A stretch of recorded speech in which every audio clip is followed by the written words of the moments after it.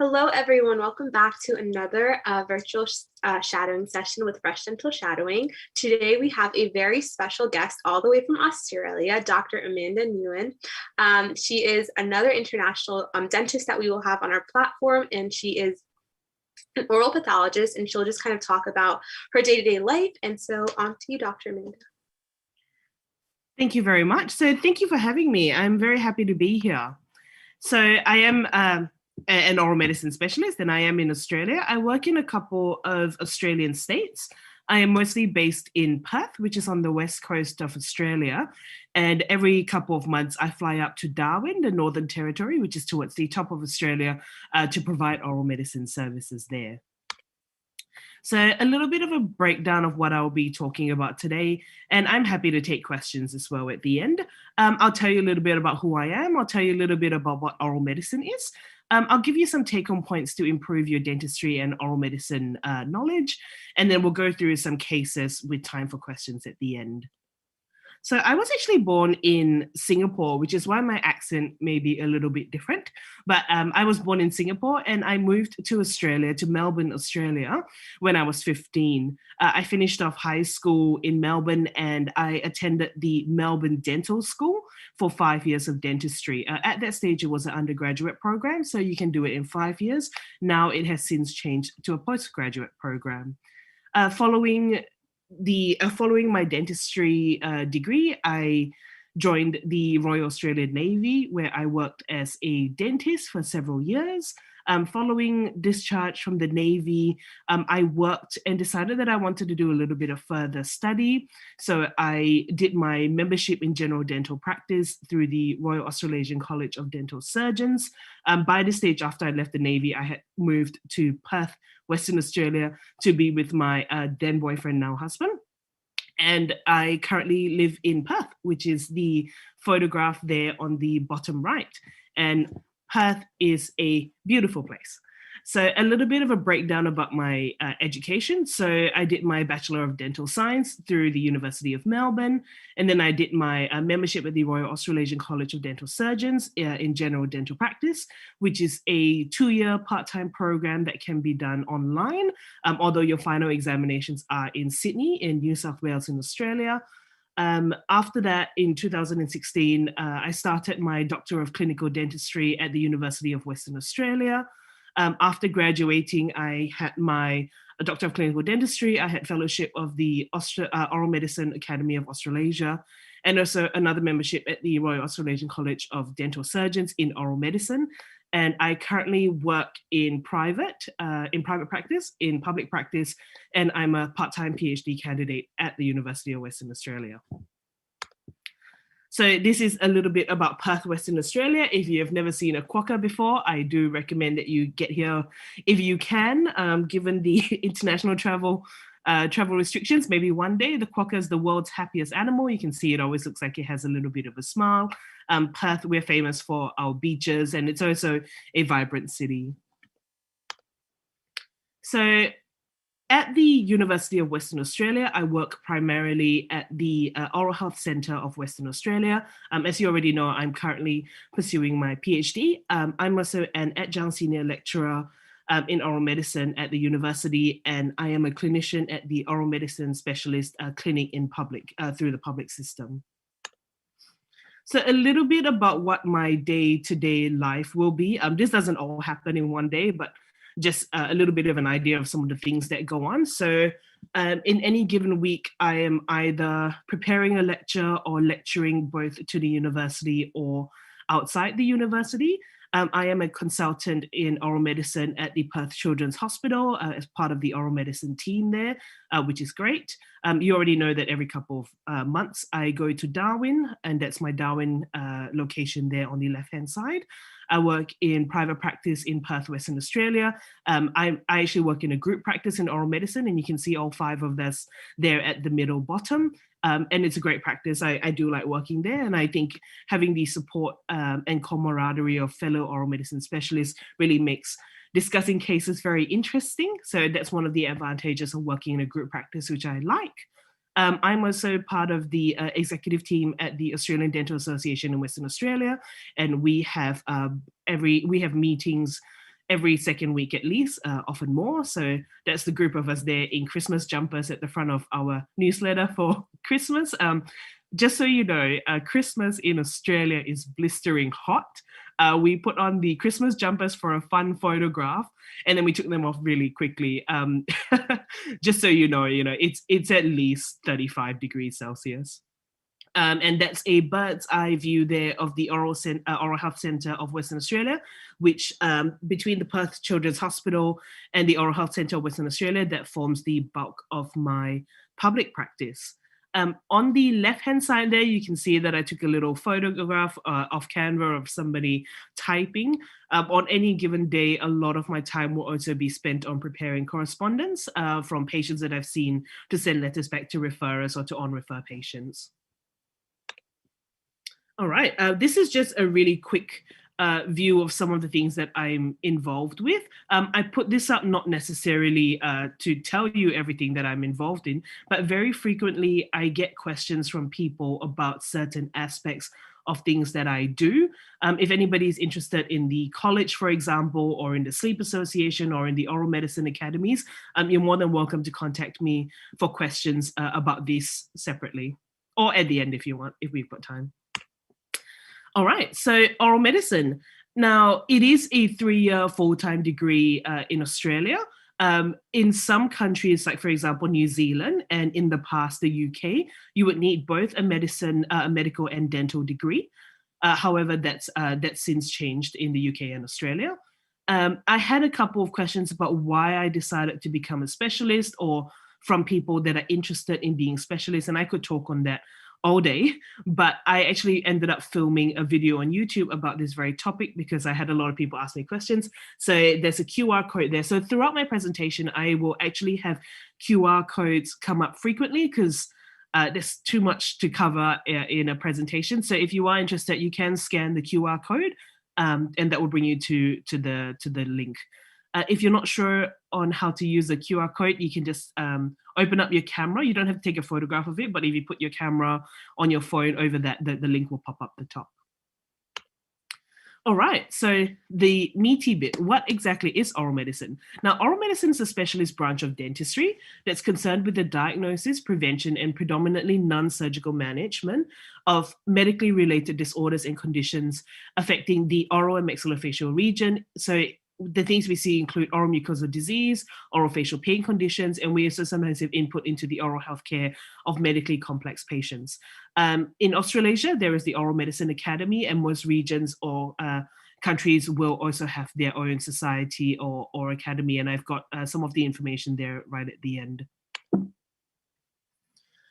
So this is Australian, and it is worthwhile noting that it will be different in the USA. And the girls here have told me that most of the people listening in will be from the US. So just take this with the knowledge that is different from where you are. But in Australia and in most places, oral medicine is actually different from oral pathology, and there's often a lot of confusion between the two. Oral medicine in most places is a clinical degree, so we see a lot of patients. Oral pathologists, where I'm from, are people who are concerned with the diagnosis of these conditions, so they may not necessarily see patients, and they may interpret investigations such as histopathology. Now, there is an entity called clinical oral pathology, which can sometimes be confused with oral medicine, but I'll just tell you about oral medicine from my perspective. Now, in the USA, oral medicine and oral facial pain were recently recognized as separate specialties. So you may have oral facial pain specialists and you may have oral medicine specialists, but oral medicine specialists also see oral facial pain conditions. So I understand how it can be very confusing, but there's just a brief breakdown of the different specialties. Now, obviously, with some cases, there will be a lot of overlap, but I'll just tell you what I know from my perspective. All right, so what are some of the things that we see? Oral mucosal lesions are something that form quite a bulk of our practice. So it would be things like oral ulcers, oral cancers, precancerous lesions. For oral manifestation of systemic conditions, it can be things like, for example, oral ulceration secondary to gastrointestinal conditions and other immune issues. You already know about oral cancer and precancer, and I've got a couple of cases there that we'll talk about. We see oral-facial pain and headaches. So temporomandibular joint disorders also form a bulk of my practice. Taste changes, oral burning, oral dysesthesia, halitosis, salivary gland disorders like hyperfunction or hyperfunction or Sjogren's syndrome, for example. Medically complex patients, sometimes we are asked to give an opinion on their management. And I also see patients for dental sleep medicine. So I can provide oral appliances on the advice of a sleep physician. So the list goes on, but the scope of oral medicine is actually quite broad. So oral medicine is very much a clinical specialty as opposed to oral pathology. So I see patients and I do perform many procedures, and I organize investigations for patients that work towards their diagnosis, for example, biopsies or blood tests or radiographic imaging. I do take care of my patients from diagnosis to management. And also in many of these cases, so for example, if a patient has oral lichen planus or oral potentially malignant disorder, a long-term follow-up is required, and I do see my patients long-term for that. There are many multidisciplinary cases, so I work hand in hand with a lot of great colleagues in Australia and worldwide. For example, for oral medicine, I personally perform soft tissue biopsies, so I can do incisional and excisional biopsies. But if there's anything that involves bone pathology, for example, cysts in the jawbone or trauma or cancer reconstruction or anything like that, I will refer on to my oral maxillofacial surgery colleagues. Sometimes if a patient has lichen planus and there are skin manifestations as well as oral manifestations, I work with dermatology or immunology. If the patient has oral ulcerations as a result of a gastrointestinal disorder, then I work with a gastroenterologist. So the list goes on. But oral medicine, I suppose, in essence, is really the interface between medicine and dentistry, which is part of what makes it so interesting. So here I've got some photographs, and you can see that there's a patient with a white patch under his tongue. We're starting at the photograph on the left there. He's got a white patch on his tongue, and I performed an incisional biopsy and sent it off for histopathological evaluation. The photograph in the middle there, you can see that the patient had a lump on his tongue. Actually, this was her tongue, a lump on her tongue. And I performed an excisional biopsy and sent it off for histopathology. That was a lipoma. And the photograph there on the right-hand side is a patient with a mucocele on the lower lip, which I excised and again sent off for histopathological evaluation. So as part of an oral medicine specialist, I do work very closely with medical and oral pathologists, and I work closely with the team at Clinipath Pathology. I send my samples to them for evaluation. And they have medical pathologists and oral pathologists on board as well. So they work together to give me a report. Now, I've already mentioned that I do see oral-facial pain patients and temporomandibular joint disorders. So you can see the photographs there on the bottom, some of the different splits that I can recommend for patients, as well as my drawing of a temporomandibular joint. All right, so now we'll spend a little bit of time on oral cancer and pre-cancer. The important point, I suppose, that I would like to make when we are talking about oral cancer is that it's actually really important to define where we're talking about. Throughout time, the term oral cancer has been used in the literature to mean a variety of things, and that can make interpretation of epidemiology, for example, or just for the simple fact that sometimes we're not talking about the same thing. So oral cancer, strictly, we're talking about oral cavity. So it will be tongue, floor of mouth, the retromolar trigone, buccal mucosa, gingiva. Base of tongue and oral pharynx is technically, should be known as oral pharyngeal cancer rather than oral cavity cancer or oral cancer. So I think it's good to break it up to make it easier to interpret studies. Lip is sometimes considered part of oral cancer, but again, I think it should be considered separately because the etiology and management of lip cancer and oral pharyngeal cancer is actually very different from the oral cavity proper. So here you've got my photographs, again, starting from left to right. We've got a patient there with persistent crusting involving the lower lip. Now, the clinical diagnosis of this is consistent with actinic cheilitis, which is very common in Australia and is usually a result of long-term sun damage. The photograph in the middle, this is actually a patient with hypoplastic candidosis. Now, with chronic hypoplastic candidosis such as this, a biopsy is required because they are frequently dysplastic or potentially malignant on biopsy. My patient there on the very right-hand side has a squamous cell carcinoma of the lateral tongue. So we've already talked a little bit about how it is important to define the site of oral cancer, whether it's oral cavity, lip, or oropharyngeal. Now, the other thing to know about oral cancer is that when people say oral cancer, most times they mean oral cavity squamous cell carcinoma because it is the most common. Squamous cell means that it's coming from the epithelium of the oral cavity, which is the lining surface of the oral cavity. However, it is important to note that oral cancer doesn't only cover oral squamous cell carcinoma. If you mean OSCC, you should define that because there are other cancers that can appear in the mouth as well. So some of the things include, for example, salivary gland tumors, lymphoma, odontogenic tumors. You can have metastases of other cancers in the body. You can have sarcomas and melanomas. So here are some of my photographs. On the very left-hand side, that is a squamous cell carcinoma involving the ventral tongue. The imaging in the middle there, where the radiologist has actually put the little orange circle for me. This was a patient that was referred in for pain involving his premolar region. There was nothing wrong with the tooth, so the dentist referred him in. His symptoms were a little bit atypical, so I sent him off for an MRI and CT of the area. And where the green circle is, that is actually a prostate cancer metastasis. The patient has a medical history of prostate cancer, and it had unfortunately metastasized to the oral cavity, which can happen. I think it is important when we are taking medical histories for patients, we actually spend a bit of time on their previous cancer history. The most common cancers to metastasize for women are breast cancers. The most common cancers to metastasize for men are prostate cancers. The next photograph there on the right, that's a multiple myeloma. And sometimes when you see a lump on the gum, there's a little bit of a tendency to dismiss it as only an abscess or nothing too much to worry about. But I think the overarching theme of a portion of this presentation would be if you're in doubt to please check it out. Now, the photograph there on the extreme right, that is a lovely female who was a dentulous. So she wears full upper dentures, and she never saw a dentist because after she had her denture taken in, she felt she didn't have to go for checkups or anything like that. She only presented to oral medicine when she started to feel like her dentures wouldn't fit very well anymore. And you can actually see that there's a lump or a swelling up there in the maxillary buccal sulcus. Now, this was a firm lump that was impinging on her full upper denture and was making it difficult for her to bite out. It wouldn't fit properly anymore. And I biopsied this, and the result came back as lymphoma. Now, the photograph there on the bottom, this is from a patient of mine who chews betel quid, which is something that you might see in certain populations more frequently.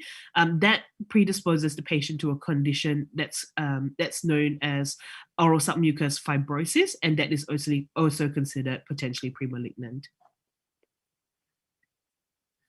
All right, so a little bit of a quiz, and I'll give you a couple of seconds here to look at these photographs. Now, my question to you is, which of the following is oral squamous cell carcinoma? Now, my point from this slide is not necessarily wanting you to actually diagnose oral squamous cell carcinoma based on looking at the photographs, but is to actually make the point that it is very difficult to tell. Now, I am a firm believer that there's no such thing as a silly referral, because honestly, any of these could have been. Now, on the lower lip there, again, starting from the left up the top there, that was an area of dysplasia. Now, if you look at the left on the bottom there on the lateral tongue, that was frictional keratosis. Again, dysplasia there on the floor of mouth in the photograph in the center. Now, on the right-hand side up the top, that was the oral squamous cell carcinoma.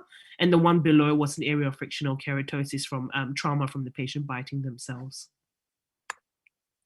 So the main point there, if in doubt, check it out and don't feel bad or don't feel that there is a silly referral. Because sometimes people ask me like, oh, I feel bad referring something in case it's nothing.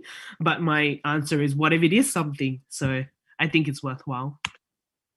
All right, so a little bit of tips about how to actually not miss a oral potentially a oral potentially pre-malignant condition or oral cancer, it all starts with screening and examination. And the role that dentists plays is paramount, because there's no one else that looks in a patient's oral cavity as often as a dentist. So it's important to actually do it in a systematic manner. It doesn't matter which order you do it in, but if you do it in the same order every time, you're much less likely to miss things. So it is important to have a structured way in your mind about how you will cover all of the oral cavity. I like to do it at the start of my appointment, because then I've got fresh eyes. I do it in a systematic manner. It is good to be aware of the commonly missed areas, which I'll cover in one of the following slides. Now, if you have dental loops, you can put them on. You can see my loops there on the photograph on the right-hand side. And it's also important to use white light where possible. Now, I personally have a headlight that's white light that I put up over the top, and I use that when I'm examining patients occasionally.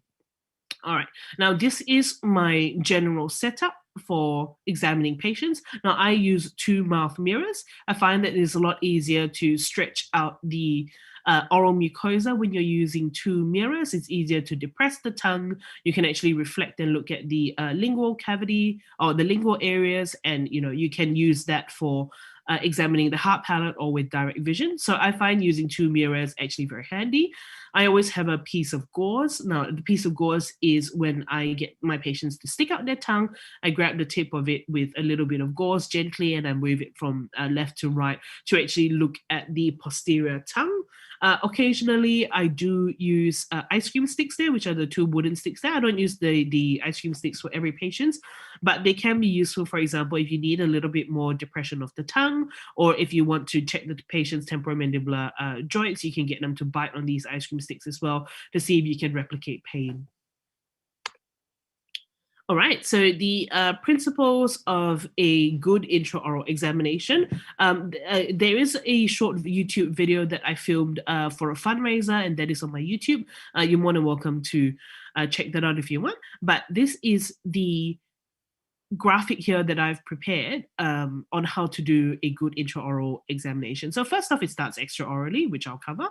But when you are looking at patients, it's important to look at their lip vermilion, which is the bit where ladies or people put lip liner on. It's the border between your labial mucosa and skin. Now, if there's loss of vermilion border, that could be a sign of actinic colitis or chronic sun damage. Very common in Australia, as you know, because we're quite sunny here. But it's important to look at the lip vermilion and vermilion border, not to miss any lip cancers or anything like that. The general principles of your examination as well is that if you are visually inspecting something, you should be palpating the structures as well. So I always encourage people when they flip the lip, both top and bottom, to actually have a gentle feel of the lips as well, in case there are any lumps or bumps in there. Mucoceles of the lower lip are fairly common. Sometimes you can get minor salivary gland neoplasms anywhere there is a minor salivary gland. You can see there I'm using my 2 mouth mirrors to have a good look at the left and right buccal mucosa. It's important not to forget the buccal sulcus, so to actually get the mirror in there and look all the way down to the bottom, look at the retromolar areas and look at all of the gums as well. Now, subtle swellings of the hard palate can sometimes be missed. What I do after I visually inspect the hard palate is that I actually put my index finger in my patient's mouth with a glove on, obviously, and then I just run it over the top there to see if there are any swellings, because sometimes they may not be readily appreciable until you actually have a good feel. Now, when you're looking at the patient's tongue, it's important to look at all surfaces of the tongue, dorsal, lateral, ventral, as far back as the posterior aspects. Now, you may notice that when you first start looking at the patient's bilateral lateral tongue, that you may notice certain structures at the end. There is normal anatomy up the back, like your lymphoid tissue and your circumvallate papilla, your filiform papilla, in that area. So if you're in doubt as to what you're looking, whether it's a normal anatomy or not in that region, have a good look at the other side. So get this patient to stick out the tongue and bring it to the other side and have a look and see if it's normal or not. Yeah, you can also look at a textbook and look at photographs to see if that's normal, but it can look unusual, and sometimes patients can be a bit worried when they find those areas because it's been like that for their entire life, but they only just noticed it. You can visualize the base of tongue by using a mirror reflection as well. Now, when you're examining the tongue, it's important that you actually note that that the patient has no weakness of the tongue, so they can stick it out and they can move it from side to side and it's equal strength. Now, when looking at the floor of mouth, it's actually a good idea to dry the floor of mouth. Patients don't like use of a triplex, which is the air spray to dry the floor of mouth much. It doesn't feel very comfortable, so I actually dry it with that piece of gauze to have a good look at the floor of mouth. Now, floor of mouth and tongue are high-risk sites of oral squamous cell carcinoma, so it's have a really good look. If the floor of mouth is wet, it's difficult to see properly, which is why we recommend drying it first before looking. I'm looking at the oropharynx, so you must look at the soft palate, the uvula, tonsils, and tonsillar pillars. Now, if you're doing the oropharyngeal examination, sometimes a lot of patients ask me, what do you do if a patient has a bad gag reflex? The short answer is that you really just apologize to the patient and perform the examination to the best of your ability. Patients are understanding. They do understand why you need to have a good look down the back of their throat. And most of the time, they can work with you to achieve that. Now, we've already talked about palpating and visually inspecting, but it's also important that you palpate the floor of mouth. You can actually do bimanual palpation of the saliva glands to actually see if you can get anything good saliva flow out of the major ducts. Excuse me, I do have a little bit of hay fever in the morning, so excuse my voice. All right, so the other thing as part of your extra oral examination, we've already covered looking at the lips. Now, it's important to pay attention to the patient's overall health as they first present to the clinic, the way they talk, the way they walk, and the way they speak will all give you the color of their skin, for example, are they jaundiced or not, will all give you ideas as to their general overall health. When you're examining the neck, it's a good idea to revise your anatomy to know where the lymph nodes actually are. I find it easier to divide the neck into the relevant structures. So the anterior and posterior triangles, for example, which is bordered by the sternocleidomastoid muscle, to actually know what structures you're palpating and what you're feeling for. Lymphadenopathy is something that you don't want to miss. So you want to know whether the lymph nodes are painful to palpate. You want to know whether they are enlarged to palpation. You want to know whether they are fixed or whether they've got decreased mobility or fixation to adjacent structures or not. So all of that I think is quite important, and I have covered a little bit of that in my separate video there. All right, so this was a patient of mine. If you have a look at his photographs, can you notice anything? I think it's a little bit of a giveaway there because I've included the photograph of his neck, but he actually had a lymphadenopathy of the neck. And you can see that when he sticks his tongue out, it actually deviates to one side. So it's not a straight, smooth path for his tongue to stick out. And he unfortunately had oropharyngeal squamous cell carcinoma. But these were the subtle signs that could be picked up that could be picked up on his examination. All right. Now, as part of the extra oral examination, we've already talked about some of the other things, knowing the neck and stuff like that. Paying attention to the patient's skin, really important. Here, I've got a few patients. Again, as you know, lip cancers or actinic cheilitis, lip squamous cell carcinomas are very common in Australia because the amount of sun that we have. You can also get squamous cell carcinoma of the skin. So I've got two patients here with skin squamous cell carcinoma of their ear. One was being treated, the other one was about to start treatment. Sometimes it can give you a clue to their overall health. I've got another patient there. You can see these little pinprick pricks, little purpura and telangiectasias of his ear, and he had a condition that's called hereditary hemorrhagic telangiectasia. You could actually see it on his tongue as well, and he was complaining of frequent nosebleeds. So I thought that was a really nice one because you can see this extra orally. Another patient there on the right-hand side, or a photograph of her knee. She had skin lichen planus, and she also had oral lichen planus, which is why she was seeing me. And there at the bottom there, a patient with lip squamous cell carcinoma that was operated on by a plastic surgeon. And as you can see there on the right-hand side, he had a really good result from that. Now, the 2-week rule is important. So for those who haven't heard of it, the 2-week rule is a commonly used rule when a dentist performs a dental examination and finds something in the mouth. Now, they are not sure what it is, and they're not sure the patient will need a referral. So the 2-week rule is where if you find, for example, a white patch involving the patient's tongue, but you can see that there is a sharp tooth next to it, a lost filling or something like that, you need to eliminate the source of the possible trauma. So in this case, you would polish down the tooth, bring the patient back in 2 weeks and see whether the white patch resolves or not. Now, if it has resolved, then it was most likely in relation to the sharp tooth, and you can reassure the patient and keep an eye on it yourself. Now, if it's still there after 2 weeks, then that's when you know that it needs to be checked out. But the important part about the 2-week rule is to make sure that you have systems and recalls in place so that you don't forget to check back in 2 weeks. So here I've got a photograph. You've seen this photograph already. You know it's an oral squamous cell carcinoma. She had a persistent ulcer involving her ventral tongue. Now, for various reasons, she was lost to follow-up and couldn't come back in for a while.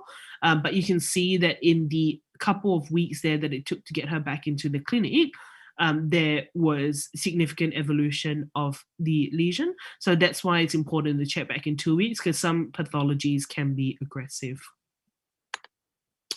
All right, so now I'll move on to a couple of cases. Now, these aren't really the full cases, because I think just for reasons of time, it's not possible to cover this in full detail, but I think it should illustrate some of the points, or at least show you that oral medicine is very interesting. So this patient is Josh, who's a 15-year-old boy at the time. Now, his medical history was that he was born with branchiootorenal syndrome. Now, he had a live donor transplant of his kidney from his maternal grandfather shortly after he was born. And then, unfortunately, he had chronic rejection of that kidney, and he had to have peritoneal dialysis and eventually hemodialysis. And then he had a second renal transplant from a cadaver in 2017. Now, he was referred to me by my orthodontic colleague for an ulcer involving his buccal mucosa. He had presented to orthodontics because he was wanting braces, and I think it would just so happen that the time was coincident that he had the ulcer and it was referred in. Now, this is an ulcer involving the left buccal mucosa. It was about 1.3 centimeters. It was very deep, and it was indurated to touch, which means that it was firm and hard to touch, and it was very painful. Now, when I saw him, so that photograph was from the referral. Now, when I saw him 2 weeks later, it was difficult to get him into the oral medicine clinic because he was actually hospitalized because the ulcers were causing him pain. He was unable to eat or drink. Now, I went to pay him a ward visit, and when I saw him at that stage, the ulcer there on the left buccal mucosa, that's the photograph that's on the right-hand side, has actually evolved, and you can actually see the rolled margins there, and you can see how deep it is. There was also another ulcer involving his right buccal mucosa. Now, these ulcers were causing him significant pain, and he was on pain relief for this as well. And understandably, him and mum were quite distressed. So looking at the photographs there, what are some of the differential diagnoses that you would think for Josh's ulcers? Now, the appearance of the ulcers could be of a deep fungal etiology. It could be traumatic because it's bilateral, so he could be biting himself really badly and it's not healing. It could be medication related because medications have an extensive list of adverse effects. So it could be medication related. It could be neutropenic because we already know that he has an involved medical history. Now, people that have transplant, sometimes they are more prone to developing certain viral infections like CMV, EBV. He could have post-transplant lymphoproliferative disorder, which is important to rule out. It could be cancer, even though it's bilateral. I mean, the appearance of a deep ulcer with the indurated margins is cause for concern. Syphilis is on the rise in Australia and worldwide, and it could be something unusual, even like tuberculosis, given that he is immunocompromised, given that he is a post-transplant patient. Now, this is a little bit of a list on the medications that he's on. He also had several medication changes during that time because I think his treating physicians were concerned that maybe it may be related to his medications. Now, you can see there that with the change of medications, medication-related adverse effects are actually really tricky to diagnose because sometimes patients may have these adverse effects years after they've started the medication. Now, it may go away when they cease the medication or it may persist, and there's no sort of set timeline as to when symptoms will definitely resolve. If it was related to the medication, you stop it. So sometimes it can be very tricky to actually establish a temporal relationship and come up with that diagnosis. But as you can see there, it was attempted and he had several medication changes by his treating physicians. This is a copy of his blood test results. I've highlighted the relevant one there where his neutrophils were actually really low. So he was neutropenic at the start. Now, this was corrected with giving him filgrastim, and then you can see there on 20th of March, his neutrophil levels started to come back up. He also had extensive testing through the hospital department and the various people that he was seeing. He had, tests for the different viruses, like I mentioned. He had urine microscopy and cultures. He had blood tests. He had blood PCRs to see if there were viruses, and the ones that I've highlighted in yellow, he had them repeated several times. He had tests for fungal, for viral, for bacteria. He's had a CT scan of his chest and sinuses, which were unremarkable.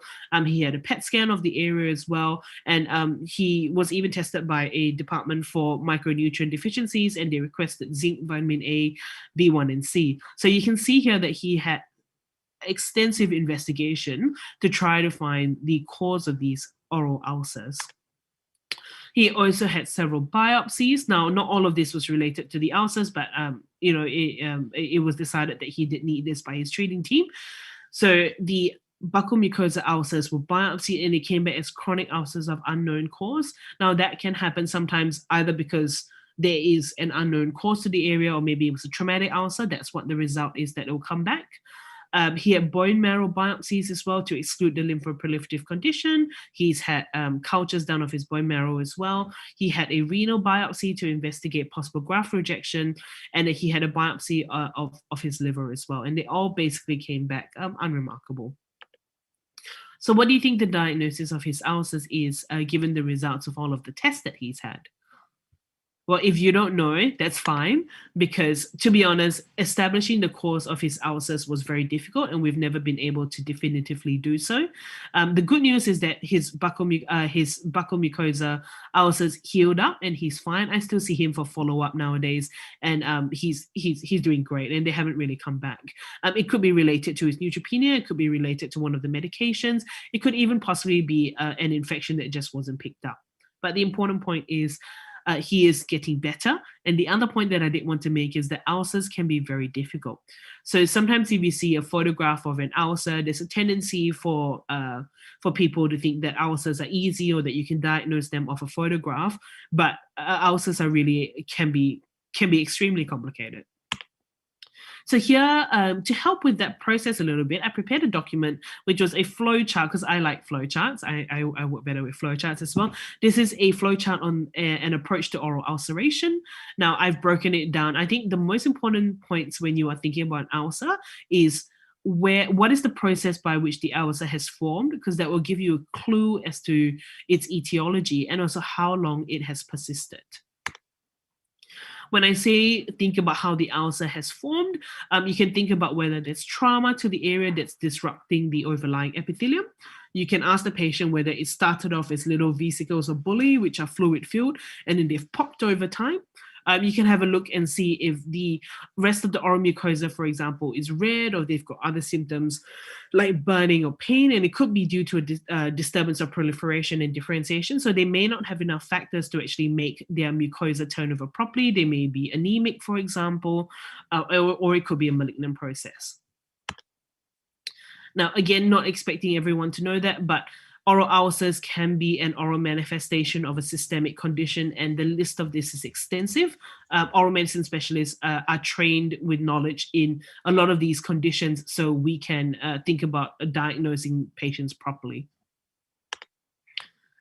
Now, with the flowchart there that I've given you the QR code for, it is important to note medical history as well. Now, if the patient is immunocompromised, like Josh was, that is really important to know, because all of the flowchart really starts to go out the window a little bit, and you need to be, it becomes more complicated.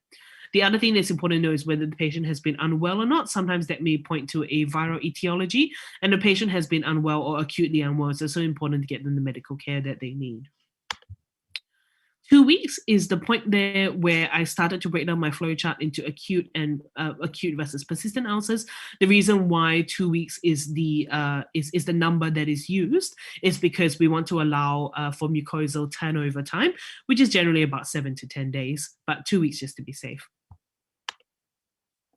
All right, so our next case was Mrs. G. She was referred for jaw pain. Now, her medical history was significant for hypertension, osteoporosis, and hyperlipidemia. She takes something for hypertension, and she's also on Prolia injections, also known as demusumab. No history of cancer, no previous radiotherapy. We couldn't really get adequate information on why she was on Prolia, how long she was on Prolia for, how many doses she had. Now, when you look into her mouth, you can see an area of exposed bone on the mandible, and it was starting to cause her soreness. So based on her history and her oral and her presentation, what do you think her diagnosis is? Now, if you're thinking that it could be medication-related osteonecrosis of the jaw, you are right. And that is something that I feel like I'm seeing more and more often. If you are interested in finding out about medication-related osteonecrosis of the jaw, there is a QR code there to a publication that I co-wrote with the oral maxillofacial surgeon, Mr. Leon Smith in Perth, and there's some nice photographs in there, a little bit of explanation about the condition if you want to read more about it. But I think this is a really important one for dentists to know, because medication-related osteonecrosis of the jaw can happen spontaneously, can happen from an ill-fitting denture, can also happen, for example, if you take out a tooth in a medically compromised patient. Now, when we looked at the medications implicated in medication-related osteonecrosis of the jaw, now, if you've been a dentist for a while, or if you are going through dental school, for example, the most common medications include bisphosphonates and demusumab. However, there are many more that we're starting to realize are actually affected. Now, this is a paper that I did with my colleagues over East, Dr. Leantio, Geraldine Moses, and Professor McCullough, when we looked at the Australian databases to actually find out which were the most common drugs implicated. If you're interested, you can read up that paper. But there is a table here that I've summarized from another paper, King et al., worldwide, where they did this where they published a paper basically on the medications. I'm not going to go through all of them because it's too much, but I think you can always pause the video and have a look. But there are many more medications than the ones that we traditionally know about. And it is also important to think about polypharmacy. So if a patient is on one or several of these medications, that obviously increases their risk. And this highlights why it's so important for dentists to actually do a thorough medical history review to make sure that the patient that you're treating is fit and healthy enough, or if there are any risk before a procedure, you discuss with them and obtain informed consent. All right, case 3. So this was a 24-year-old male who had an ulcer under his tongue for 1 month. Never smoker, no alcohol consumption. You can see there on the bottom right photograph, the ulcer there involving his lateral tongue. Now, if you look at the photograph up the top there, you may notice some subtle white striae involving his bilateral tongue. Now, the ulcer on his tongue was biopsied by a colleague of mine, and it did come back as oral squamous cell carcinoma. Here you can see his imaging where the radiologist has put the green arrows there on the enhancing lesion, and also a green arrow there involving his involved lymph node. He also had oral lichen planus of his mouth. Now, there is a little bit of discussion in the literature about whether oral lichen planus is a oral potentially malignant condition or not. According to the World Health Organization, it is. So I follow up my oral lichen planus patients, and I have a discussion with them about risk and risk factor management. So oral lichen planus is one of the oral mucosal conditions that I see. We also see patients for vesicular bullous conditions, including mucous membrane pemphigoid, sometimes pemphigus vulgaris. But out of those, the ones that I do see the most commonly are oral lichen planus patients. Now, the next case, this was a 17-year-old female who was referred in for orofacial pain in the head and neck region. Her medical history was that she was taking metformin for type 2 diabetes, or also an oral contraceptive pill. She was under investigation for pelvic pain. During her consultation, she disclosed that there was a history of sexual abuse when she was 13 years old. Now, this is the point that I wanted to make with this case, was that traditionally in the past, temporomandibular joint disorders or facial pain conditions or chronic pain conditions in general were treated fairly mechanistically. mechanically. So it will be things like, for example, if a patient has temporomandibular joint disorder, you may want to do an occlusal adjustment to bring their bite back into space, into place, and things like that. However, the literature has really started to show that it is more complex than that. Orofacial pain patients should be treated via a biopsychosocial model of pain. So what that means is that you need to take into account psychosocial factors that may be perpetuating the patient's pain. So a large part of my consultation is actually spending time with patients, finding out, what has happened in the past, if there are any active or previous stresses in their life. And the literature has really shown that there are several factors, like, for example, a history of physical and sexual abuse in the past, domestic violence, things like that, that can actually make it more likely that the patient may develop an orofacial pain condition in the future. This is a screenshot here of the International Association for the Study of Pain. Fantastic organization. I did a webinar last year for them on whether we can prevent orofacial pain or not, and I did it with 2 other excellent presenters. I would recommend that if you can to watch this. It was Dr. Tara Renton and Dr. Olga, and Dr. Tara Renton is from King's College and Dr. Olga is from the US. So this is something that I would recommend that you watch if this is a topic that catches your interest. I've already touched on a little bit about psychosocial considerations. If you're more of a reader rather than watching a video, and this is a QR code to a paper that I co-wrote on what you should consider when treating temporomandibular joint disorders.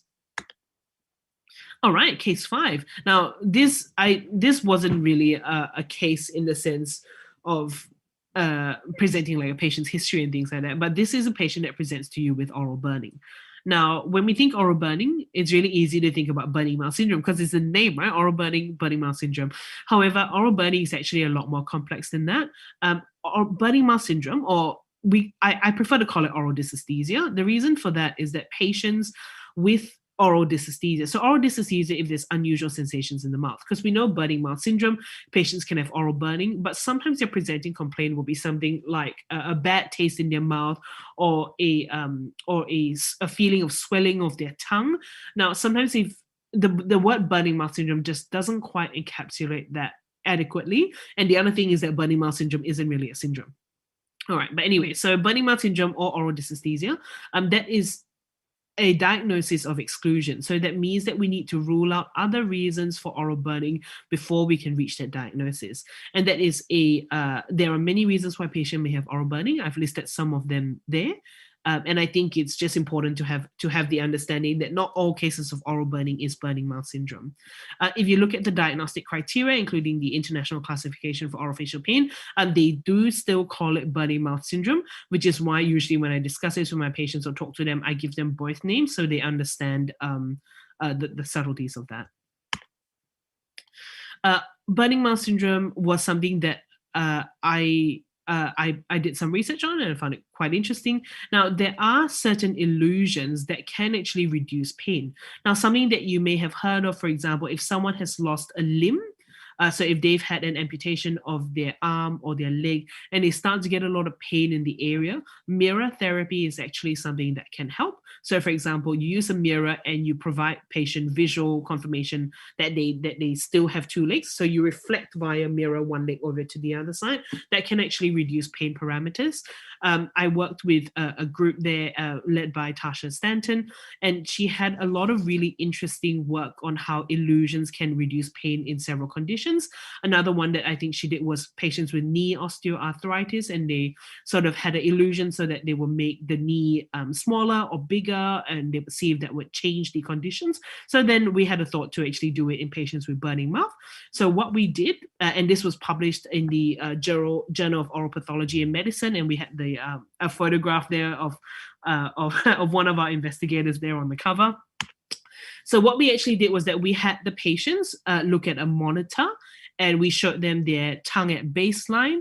We also had a color inverted condition where we would polarize the image, because sometimes with burning mouth patients, our assumption was that they would feel that the tongue was bigger and redder than it really was. Like it would feel larger, and when they looked at it, it would look redder. So we had a color inverted condition where we actually polarized the image and turned it blue. We also had a shrink condition where we made the tongue appear smaller to the patient when they were looking in the mirror. And then obviously we had controls there. So we've had congruent and incongruent movement. So congruent movement is that what you are doing is what you see on the screen. Incongruent movement was when we would slow the video slightly. So when the patient moved the tongue, it would be delayed. And the theory behind the incongruent movement was that it would break the illusion. So the patients will start to realize that they're just watching a video rather than feeling that it is their own actual tongue. So in this pilot study here, we found that the color inverted condition, so making the tongue look blue rather than red, actually did reduce pain in patients. All right, so let's talk about some of the tips that I have for you. Now, the first one here is to examine carefully, because as you already know, there are so many things that can be picked up in the mouth, and it's difficult to refer the patient, for example, for investigation of oral potentially premalignant condition if you missed this lesion in the first place. Now, if you do find something, definitely record it with good detail on the measurements, the shape, the texture, the borders. So on the photograph there on the right-hand side up the top, you can see that I've used the periodontal probe to take the photograph. So it will be obvious what the scale of the white plaque is. Now, a picture is worth 1,000 words. I do recommend photographing. For me, every patient is photographed multiple times. If you are thinking about going to dental school, or when you've graduated from dental school, think about investing in a good camera. It will definitely be worthwhile. The other things that you can consider is as well are loops and headlights. Although I think if I only had a certain amount of money to spend and I could only buy one thing, for me it'll be hands down a good clinical camera, because they do form part of your medical records. They are useful if you're referring the patient on. You can send a photograph with it, and also if you're bringing back the patient in 2 weeks to review if the lesion has disappeared or has resolved or not, you really need a clinical photograph so you can see what it looked like at the start. So saving money, investing in a good clinical camera. Now, you can learn some of these lesion descriptors, and again, you can pause the video here, or it is freely available on some of my sites.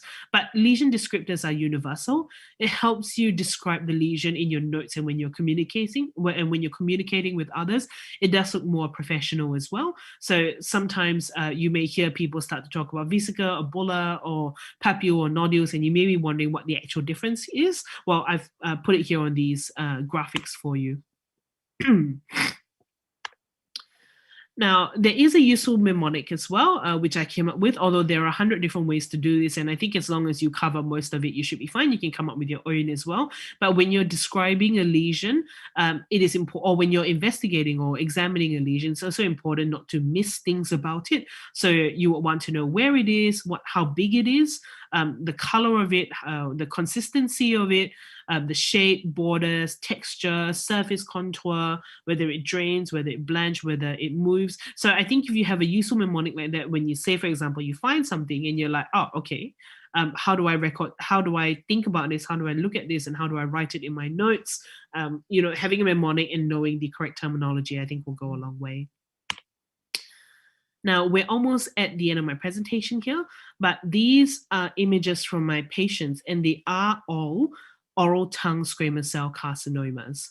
Now, as you can see, the one there on the bottom right is very subtle. You might actually find it a little bit difficult to see. It may not look particularly worrying, but it was oral squamous cell carcinoma. So it is important as well to train yourself not to dismiss the subtle. Sometimes there can be a tendency to downplay things, but again, if in doubt, check it out. So the keys to a thorough examination, if you don't look, you don't find. The very first step is actually knowing how to perform a good intraoral and extraoral examination. You want to be really good at recording your findings if you do find anything unusual. No such thing as a silly referral, so you get it checked out, because you can save your patient's life or significantly improve their quality of life if they do unfortunately have a malignant or premalignant condition. Now, there was a series of videos that I recorded last year with a few of my American colleagues. This is Professor Andres Pinto. He's the current head of the American Academy of Oral Medicine, Professor Roska and Dr. Ojeda. You can check these out on my YouTube sites, or you can actually check out the American Academy of Oral Medicine or the European Association of Oral Medicine as well. There are many good oral medicine specialists worldwide, and I feel like I'm very lucky to know excellent colleagues. So definitely do give them a check out, especially if oral medicine has caught your interest. So these are some of my final thoughts. Now, these are my final thoughts about dentistry in general. Dentistry is a team sport, so surround yourself with a good team there.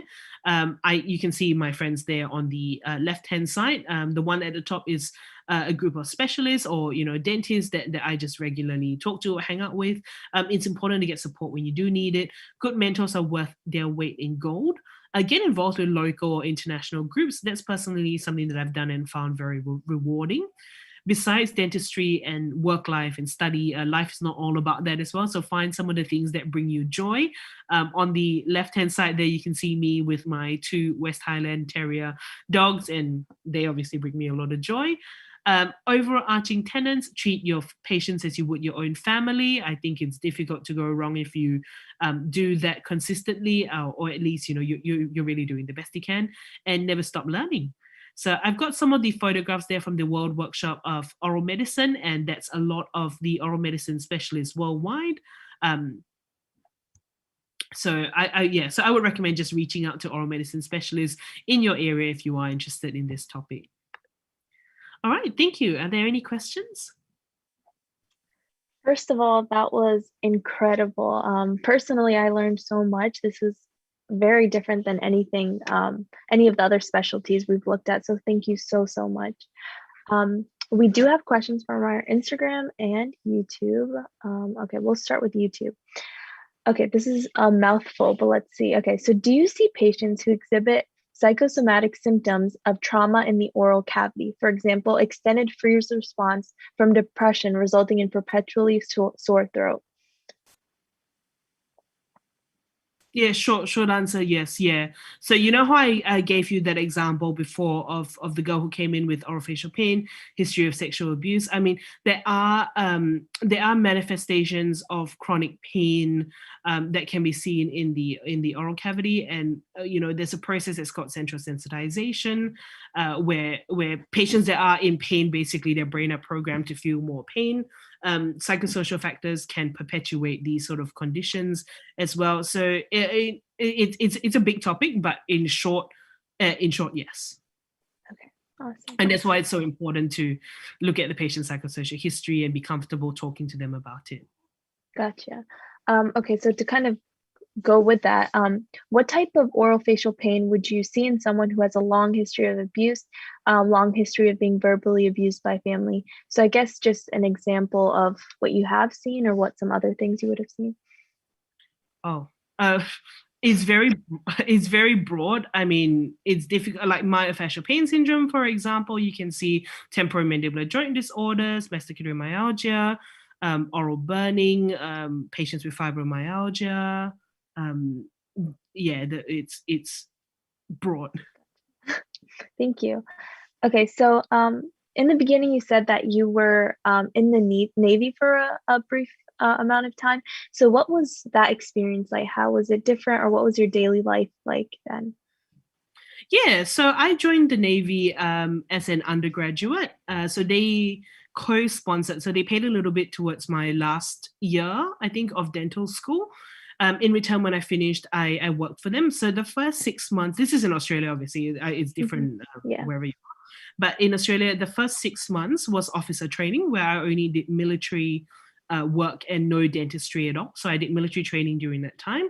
Afterwards, I worked as a dentist on base, on land, and I worked as a dentist. So basically, I would see patients for general dentistry. It was good. I really liked it. The Australian Navy, in particular, very supportive with training dentists. I had access to a lot of continuing professional development that was covered by the Navy. When I was studying, the Navy covered a lot of my textbooks. I think working for a dentist there, I enjoyed it. I have a lot of friends who are still currently dentists in the Navy. For me, it was just more personal life and my medical conditions that made it hard for me to stay. Mm-hmm. But yeah, I would recommend checking it out if you're interested. I think there are definitely a lot of advantages to doing that. Okay, I think we have time for one more question. So you went through a lot of different schooling, a lot of different experiences. So how would you say your study habits change, or how did you find yourself motivated to keep going or to keep educating, keep learning? So what were kind of tips for that? This is not great, but I won't lie. As a dental student, was I the most hardworking student? Not really. I suppose the point there that I would like to make for everyone is that don't feel disheartened if you, for example, are a late bloomer, or sometimes if you find it difficult to get motivated. I mean, obviously you want to pass dental school, but don't beat yourself up if you are not the one that's studying hardest every single day, because for me, it took me a while. So when I got into dental school at the University of Melbourne, I just finished year 12, as had everyone else. And to be honest, by that stage, I was just year 12 is that the same in the US? Anyway, I just finished high school and I had to study quite hard for my examinations at that point. And I think I was just over it. So during dental school, I was not the hardest working. I wasn't particularly motivated. Obviously, you have to do enough to pass. And I think it's always good if you are as good a student as you can be, but just because you may not be studying 100% all the time, that doesn't impact anything. Study smart as well. No point rote learning everything if you don't actually understand it. For me particularly, for me, just my own personal experience, that I really started studying a lot and becoming interested in a lot of this when I found a topic that I did find really interesting, like oral medicine. And I think that when you are passionate about something, or when it all comes together in your head, for example, that makes it a lot easier for you to study. So during dental school, I actually found oral medicine quite tricky, because there was a lot, to me at that stage, there was a lot of rote learning for oral medicine because I didn't really understand the content. It was only afterwards when I started to become interested and learn more about it, and all the pieces started to fall together a little bit. When I started seeing patients with these certain conditions, I would learn more about it, read up on it. So I'm not the most amazing studier, but I think don't worry too much if you are not. Just do the best you can. It is normal for motivation to come in waves as well. Consistency is key if you're trying to get through dental school, but don't feel like you have to be at 100% all the time, because that's an easy way to burn out as well. Yeah, of course. Thank you. Thank you so much for everything, the presentation, all of the question and answer session. So thank you everyone for watching. Yeah. Great. All right. Well, thank you very much. Oh, sorry. I think I've got another couple of slides here if anybody did want to get hold of me afterwards. I'm on Facebook and Instagram, and I do have some videos there on YouTube, as you know. And finally, thank you so much for Fresh Dental Shadowing for having me here. Of course. Of course. All right. Thank you.